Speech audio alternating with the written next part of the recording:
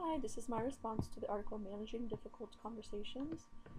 The basic overview of the article is basically talking about how we oftentimes create the difficult conversations uh, through our assumptions and influence, as the article says. Basically, so we create the difficult conversations because we go in with assumptions, is what I took from it.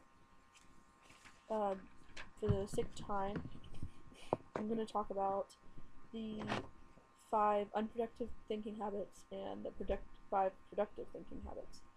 I found these very interesting and to be very true in most of my arguments that I've had with people or difficult conversations. Uh, Unproductive thinking habits, I'm going to go ahead and list them off here. The first one is we assume we're right. The second one, see ourselves as more reasonable. The third one, assign negative attributes and motives. 4, hold others accountable. And 5, avoid upsetting situations. Now I'm just going to go back real quick and try to touch on each of these. The first one, assume that we are right, I think is probably the biggest flaw, I'm not saying flaw, but the biggest problem going into a conversation or an argument is things that create that is that we often feel that we are right, and we have blinders on and we're the only one that's right. There's no chance that anyone else could be right. The second one is we see ourselves as more reasonable since we think we are right. Since we know we are right going into the conversation. We often think that our idea is so reasonable. Like, how could the other person not see that our idea is reasonable and theirs is clearly unreasonable simply because we think we're right. The third one is assign negative attributes and motives.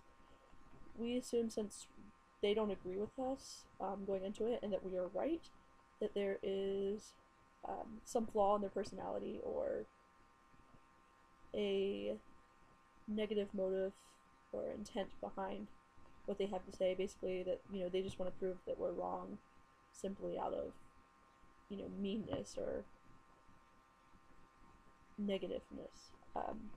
4 was hold others accountable. Since we know we're right, again, all goes back to that one, I think. Since we know we are right, we hold the others accountable for the problems or the difficult conversation, because since we're right, there's no way that we could be at fault for the conversation being difficult. And the last one is avoiding upsetting situations. I think this is a lot of times we're thinking we're doing it as a kind gesture because we don't want to upset anyone. So, and by doing that, we think, like, oh, they're too sensitive, so we don't want to upset them. So we're kind of writing them off as weaker or, I guess, less. And we try to avoid it because we don't want to upset them or offend them, rather than trying to work through the topic that we honestly could be wrong about. Now onto the productive thinking. Productive thinking habits. Shot them off real quick.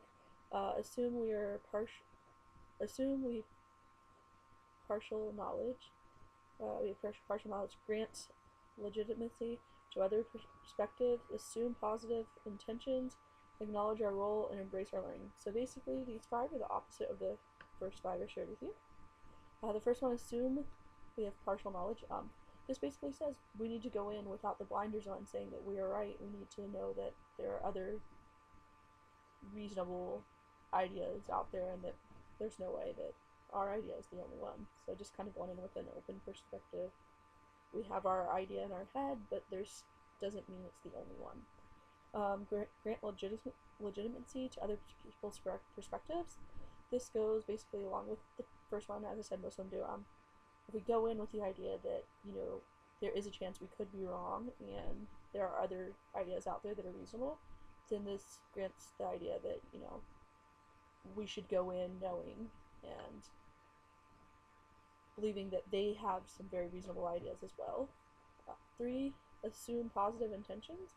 We should always go into a conversation uh, assuming positive intentions, basically meaning that we should go in not thinking the person's out to get us. I think a lot of times nowadays, when we don't get a job or we don't get something we want, we automatically assume it's because someone was out to get us. And I think when we go into these difficult conversations, if we go with mindset like, oh, they're just going against whatever I'm saying, then it often causes more difficulties. So that's really important to go in with the idea that, you know, other people do have some good intentions out there and they're not always out to get you. Four, acknowledge our role.